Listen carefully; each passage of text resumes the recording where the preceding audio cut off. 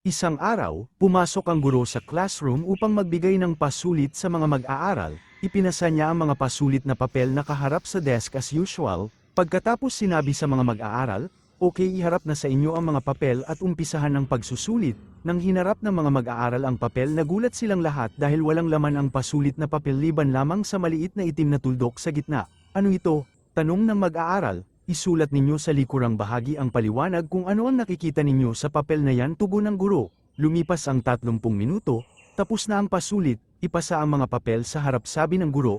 Sinuri niya ito at binasa ang sagot ng mga mag-aaral. Lahat sila pareho ang paliwanag tungkol sa maliit na itim na tuldok sa gitna. Wala ni kahit isa gumawa ng paliwanag sa puti na malaking bahagi ng papel. Sa buhay, ganito tayo. Kahit gaano pa kadami ang mga pagpapala ng Diyos sa atin, kahit alam na natin ang plano ng Diyos sa ating buhay, mabaliwala pa din ang lahat. Marahil doon tayo nakatuon sa maliit na itim na tuldok, ang may itim na tuldok ng ating kapalpakan, ang maitim na tuldok sa ating mga problema, ang may itim na tuldok ng mga pagsubok, may itim na tuldok ng bagyo sa buhay, at hindi na natin binigyang pansin ang pinakamalaking bahagi ng pag-ibig ng Diyos sa atin, ang kanyang pagpapala at kalinga. Moral of the story, huwag ito ng mga mata doon sa problema o pagsubok man sa buhay. Marahil ito ay isang tuldok lamang, mas malawak ang pag-ibig at unawa ng Diyos sa bawat isa sa atin.